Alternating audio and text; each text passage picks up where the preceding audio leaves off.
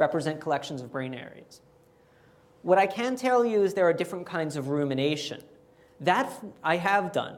I've done simultaneous regressions of, and I've actually looked a bunch, and there are different brain profiles for different kinds of rumination. The people who think about events are more hippocampal. The people who just brood on negative things are more amygdala. Is that different disorders? I don't know what their functional outcome is. I don't know if they respond to different treatments. But my hope, my wife is always fond of saying that the DSM-20 is going to be 10,000 pages because everybody's going to have the disorder just for them. And I think we're going to get to a point where at least we've done a better job of differentiating some constructs. I will tell you about one more thing, which is that NIH has rehired, to their credit, Bruce Cuthbert, who was always a forward thinker in mechanistic thinking about and translational thinking about disorder. And he's been hired for what they call their RDoC initiative. And this is to redefine mental disorders in terms of mechanism. He says, let's just throw out the symptom definitions and start with these transdiagnostic mechanisms and say who has which mechanism and what does it explain. So the first shot off the bow was in schizophrenia, where they made this matrix battery, and different tests that got at different aspects of schizophrenia, which it turns out don't covary all that well. And maybe you have different schizophrenias. They're doing that again with neuroimaging. And I've been talking to him about these shut down depressed people. And he's all for making that a poster child kind of project and saying, can we find a specific set of shut down depressed people that are very different?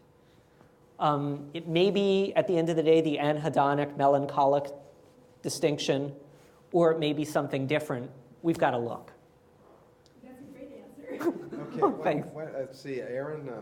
I'll try and give shorter answers. I think let's Sorry. take two more questions, and then we'll move outside and Aaron? have some to drink. So go ahead, Aaron. So you've gotten a lot of purchase out of using a paradigm where you show the participants' work. Yeah. Looked at the brain activity and stuff like that. I mean, there's also obviously growing literature on the default mode where nothing happens.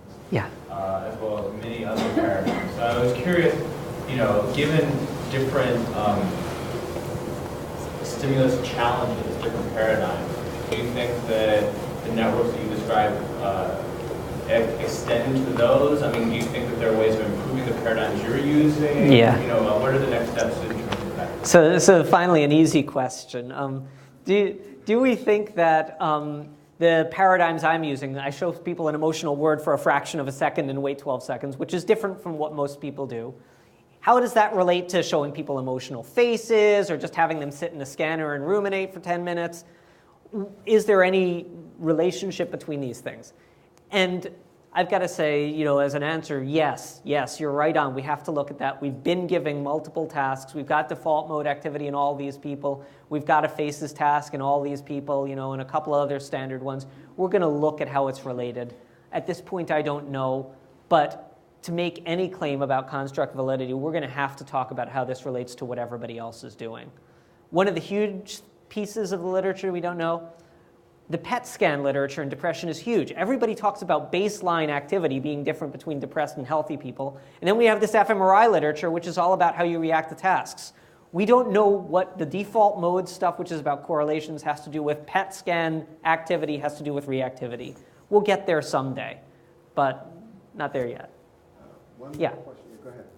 First, I certainly want to thank you for this very enlightening presentation, so thank you. I do have a question about gender differences, though, when we think about the fact that, the gender ratio women are 2 times more likely. I just wonder, again, recognizing that your research is preliminary, are you seeing any gender differences?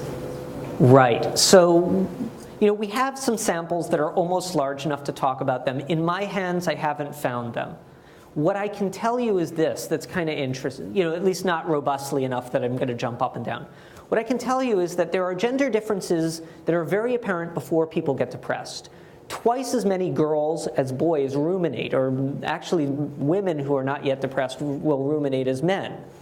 Once you get a diagnosis of depression, all of that evens out. Everybody ruminates, And so my thinking so far on this is that there may be gender differences that lead up in differential vulnerability paths. But once you've got the phenotype, That it's sort of like, you know, once you get cancer, it's cancer. And so that may be why I'm not seeing these things in a huge way yet. Okay, well, Greg, thank you very much, and let's all meet outside and have a drink. Good job. That was fun. That's exciting. Oh, good.